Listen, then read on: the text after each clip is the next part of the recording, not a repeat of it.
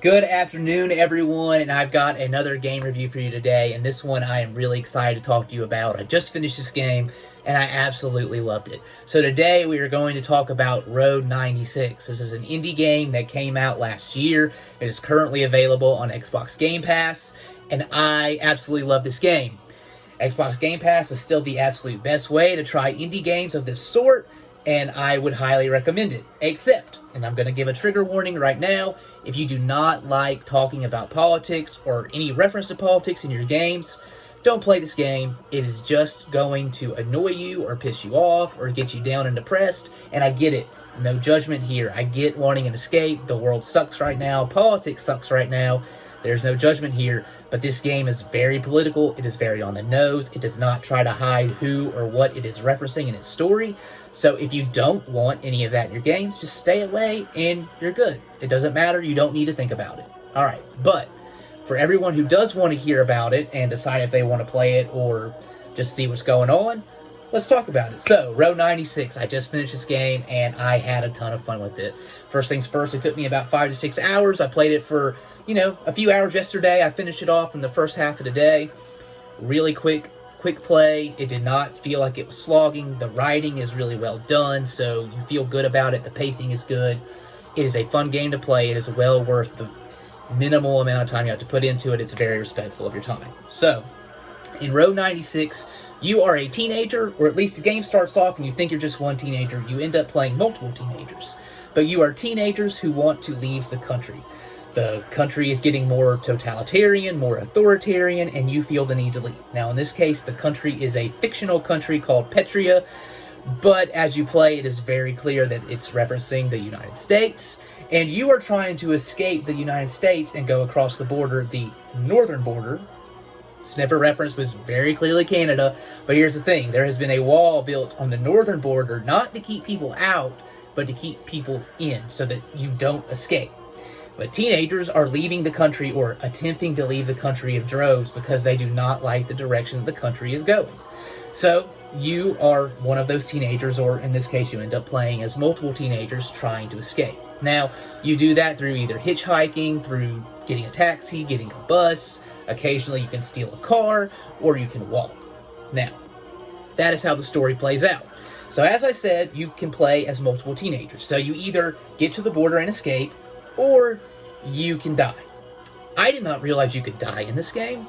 So the first time I died, it wasn't even at the border. I wasn't even getting shot by border control. It was just along my path, and it took me off guard. I was like, oh shit, man, we just got real heavy real fast, and I was not expecting that. But that's okay. But whenever you get through the end of one teenager playthrough, so again, you escape, you get arrested, or you die, you start off as another teenager. So in the game, they're described as missing teens, is how they describe the teenagers that are trying to escape the country. And so you get to start as a new missing teen every time.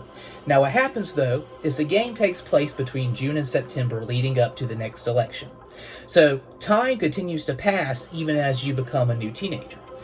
But the way the story is told is through the people you meet along the way. Now, there's about 7 sets of characters that all have their own story associated with them. Now, they do, of course, intertwine throughout your paths, but that's how the story plays out. Every time you see one of them again, you get a new bit of the story or their backstory, and you start to learn more about them.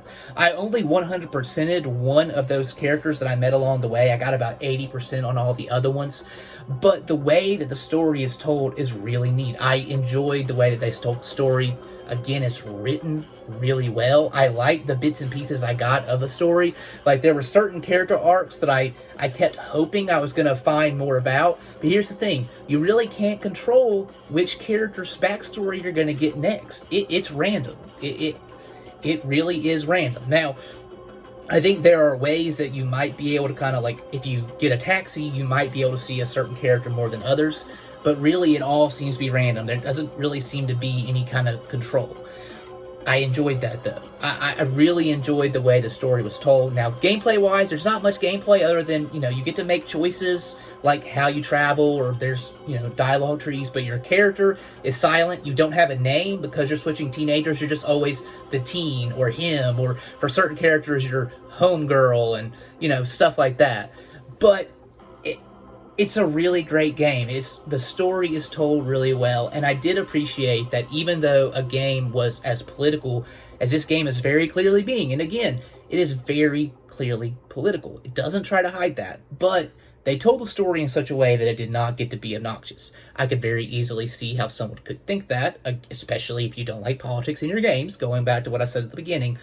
But I did not find it to be obnoxious despite how on the nose they were being. And I appreciated that they wrote a story good enough that I wanted to keep going.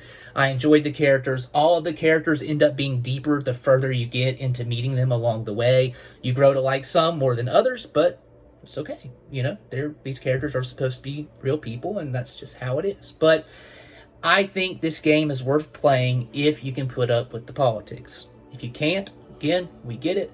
But if you can and you are willing to put up with the politics, this game is worth playing. It's a quick play, it's a really well-written story, and I enjoyed it. I had a lot of fun, so y'all go check it out. Y'all let me know your thoughts. If you haven't played it, let me know if this makes you decide to play it. If you have played it, let me know how you feel about the game. And y'all have a nice day. Give me a like, give me a follow, subscribe. Those are the same thing, but that's okay. We're going to use all of the sources around here, and y'all have a good one.